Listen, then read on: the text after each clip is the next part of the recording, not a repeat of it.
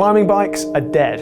Aero is king. The 2025 Tour de France stood out for many reasons. For me, one of the most interesting trends we noticed was that so many of the top GC riders chose their sponsors' aero bikes for every stage, even in the high mountains.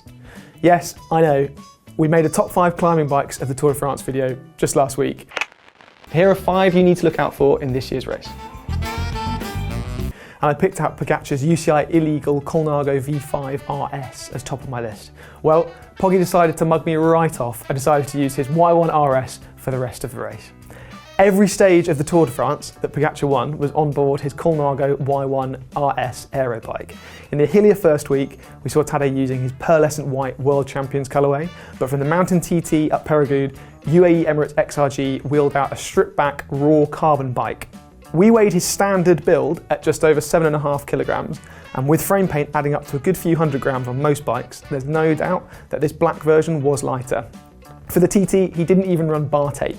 Fair enough, Pogacar is the best bike rider in the world, maybe even of all time. He could probably win on a Brompton. But it's not just Pogacar. His main rival, the valiant runner-up, Jonas Vingegaard, used the Cervelo S5 on every single road stage of the 2025 race. We weighed his bike at the start of the race at 7.3 kilograms with bottles and a computer, with a 1x drivetrain and deep section wheels. With a few choice equipment changes, we know his bike can be made lighter. Voss and Prevost are putting the S5 to good effect over at the Tour de France FAM as we speak, and I haven't seen them using anything other than the S5 so far. But Jonas didn't win anything. Alright, fair enough. Jonas didn't win a stage this year and was better by Pogacar on all but one of the uphill finishes. But Simon Yates won a stage, a very, very hilly one, on an S5.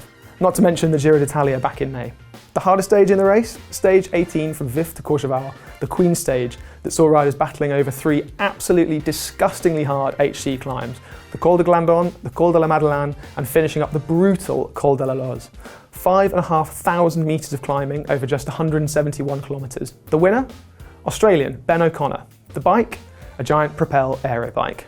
Again, like Pogacar's Y1 RS, stripped of paint to save even more weight, but the Propel has always been regarded as a pure aero bike. O'Connor's average speed over the stage was 33.87 kilometres an hour, easily fast enough to benefit from aerodynamic equipment. Sure, he would have been going much slower than that up the final climb, but saving watts all day saves energy, and saving energy throughout the stage, and the 17 stages that came before it, meant he can really push harder when it matters. Okay, but what about the actual KOM jersey? The polka dots were held by 4 different riders during the race.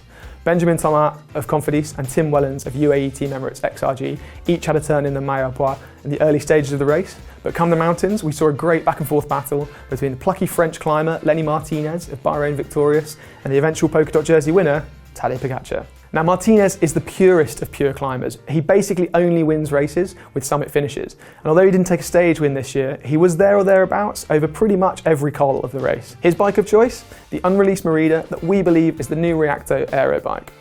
Merida's climbing bike, the Sculptura, is super light. When we reviewed a Sculptura with Dura-Race back in 2022, it came in at 7.1 kilograms and 56 centimetre.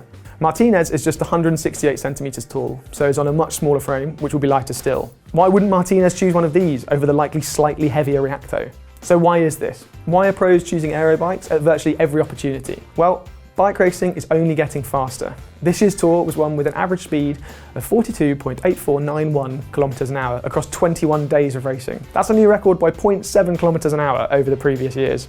Riding bikes fast gets exponentially harder the faster you go, as the power required to overcome drag increases at the cube of velocity. The jump from 30k an hour to 40k an hour is demonstrably easier than the jump from 40k an hour to 50k an hour, despite both being an increase in speed of 10k an hour. This means the faster you go, the more energy you need to expend just to overcome the air pushing against you.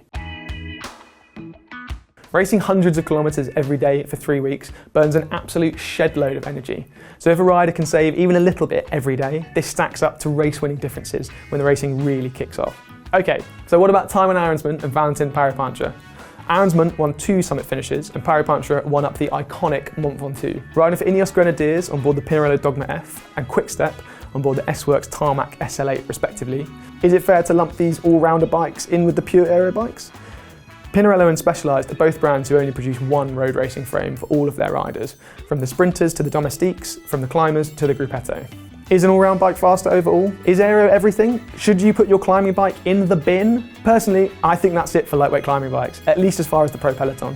If the UCI weight limit stays at 6.8 kilograms and modern aero bikes can be built pretty close to that, why would you want to ride a climbing bike that weighs pretty much the same but is less aero than an aero bike? But what do you think? Be sure to let me know in the comments down below. And whilst you're down there, remember to subscribe and click the little bell icon so you get notified every time we upload a new video. Missed our video on the best climbing bikes of the Tour de France? It's right here.